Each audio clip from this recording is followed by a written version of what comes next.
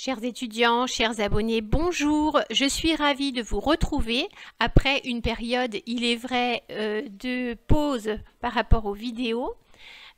Donc, je vous présente aujourd'hui les situations et numéros d'urgence. C'est une vidéo FLE A1, A2 présentée par votre professeur Mariam B.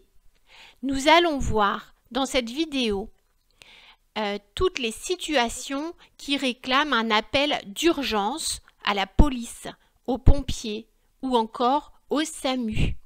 Voilà. C'est important de connaître ces numéros, les numéros qu'on utilise en France en cas de situation dangereuse. Le SAMU. Il faut composer le 15. Le SAMU est le service d'aide médicale d'urgence. Pour obtenir l'intervention d'une équipe médicale dans une situation de détresse vitale, c'est-à-dire quand une personne a sa vie en danger, lors par exemple d'un malaise ou d'un coma, on n'arrive pas à réveiller une personne, ou alors en cas d'hémorragie, c'est-à-dire quand il y a beaucoup de sang. Par exemple, un blessé qui saigne beaucoup. Lorsqu'une personne aussi a une douleur thoracique, ça signifie très mal au cœur ou autour du cœur, et que c'est accompagné de difficultés respiratoires, on ne peut plus respirer. Lors de brûlures aussi, ou encore d'intoxication. Voyez, des situations très graves de maladie ou alors de douleur. Quand on appelle le SAMU, on dit son nom, l'adresse exacte, le lieu où l'on se trouve, le plus précisément possible. Le médecin va demander également l'âge de la personne concernée, l'âge du blessé ou du malade. Ce qu'il se passe. Ensuite, le médecin nous conseille. Il nous dit quoi faire, nous dirige vers l'hôpital ou alors, en cas vraiment de choses très graves, d'urgence vitale, il nous envoie une ambulance et les secours vont arriver. Le 17, police, secours ou gendarmerie. Police secours, donc on compose le 17 en cas d'urgence quand il y a par exemple un accident de la route, des voitures, un trouble à l'ordre public ou une infraction pénale. Par exemple quand quelqu'un commet des violences, une agression, un vol, un cambriolage. Une équipe de policiers ou de gendarmes se rendra sur les lieux. Ici encore, quand on appelle le 17, il faut être capable de répondre aux questions de la police concernant la situation dont on est témoin ou victime. Donc on nous pose des questions sur notre identité, notre âge, le lieu où on se trouve, d'accord, et ce qui s'est passé. Le 18, les pompiers. On les appelle aussi les sapeurs-pompiers.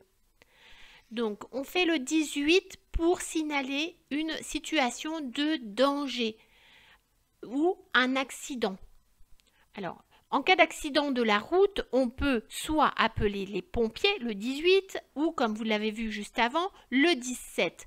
S'il y a des personnes blessées, s'il y a vraiment un accident très grave avec des victimes, il vaut mieux composer le 18. D'accord? Ensuite, les pompiers s'occuperont d'appeler la police si c'est nécessaire. Donc, les pompiers interviennent en cas d'incendie, c'est-à-dire quand il y a du feu. Ils interviennent en cas de fuite de gaz, de risque d'effondrement, de brûlure, de graves brûlures sur une personne. En cas d'électrocution aussi, le problème avec l'électricité. Voilà, et j'ai indiqué également en cas d'accident de la route, je vous l'ai déjà dit. Le 112, c'est le numéro d'urgence européen pour les personnes étrangères, les personnes non francophones.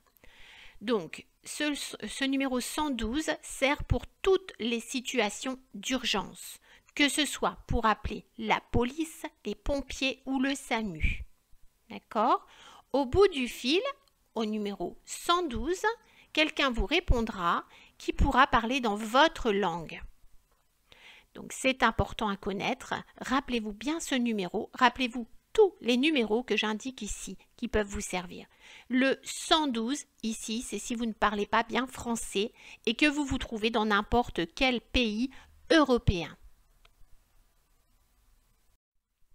Il m'a paru essentiel, très important, de vous indiquer également le numéro 119. C'est le numéro d'enfance en danger. En effet, on peut être soit victime soi-même de violences, soit témoin de violences faites sur des enfants, que ce soit des voisins, de la famille, voilà. Il arrive parfois qu'on soit témoin de choses inadmissibles, inacceptables, de violences faites sur les enfants, des violences physiques, des violences sexuelles parfois aussi, voilà. Et pour les défendre, il n'y a qu'un numéro à faire, c'est le 119.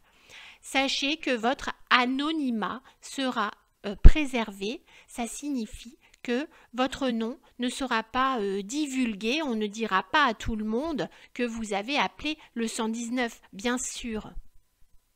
Mais vous pouvez sauver quelqu'un ou sauver donc un enfant ou vous-même si vous êtes victime. Nous allons voir à la diapositive suivante le cas des violences conjugales, des violences faites souvent sur les femmes malheureusement. En cas de violence conjugale, c'est-à-dire quand le mari frappe sa femme, quand la femme subit des violences de la part de son mari, le contraire est parfois possible aussi. Parfois, c'est le mari qui subit des violences de la part de sa femme. C'est plus rare, on en parle moins, mais il faut savoir que ça existe. Donc, en cas de violence conjugale ou familiale, si vous êtes victime ou témoin de scènes de violence conjugale, vous appelez le 3919. Prenez votre courage pour appeler. Votre anonymat et votre sécurité seront préservés. Quelles que soient les menaces que vous pouvez subir, sachez que quelqu'un sera là pour garantir votre sécurité. Alors, je voulais également, dans cette vidéo, vous faire connaître le symbole, vous savez, le petit signe que l'on peut faire avec la main pour signaler, sans le dire directement, pour signaler que vous êtes en danger au sein de votre foyer, dans votre famille. Quand on est menacé par quelqu'un de violent, on a parfois peur de parler.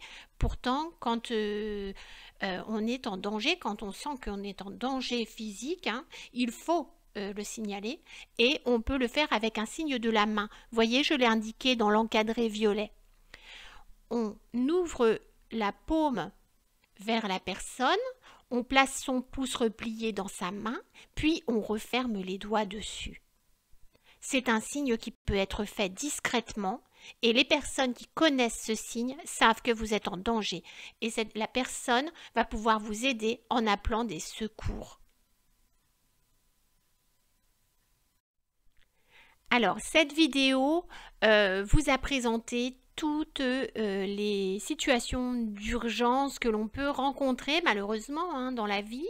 J'espère que vous n'aurez pas à vous servir de ces numéros. J'espère que tout va bien pour vous dans votre vie.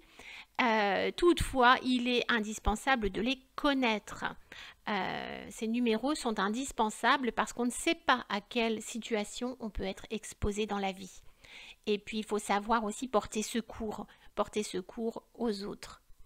Voilà, c'est important. Je vous remercie tous pour vos abonnements, pour vos likes, vos commentaires qui continuent de faire grandir la chaîne et qui apportent une plus grande visibilité à mes vidéos sur YouTube, c'est-à-dire que de plus en plus de gens peuvent les voir parce que vous vous abonnez, parce que vous apportez des commentaires ou des petits pouces. Et je vous dis un grand merci à tous. Je vous dis aussi à très bientôt. Bien à vous, votre professeur Mariam B.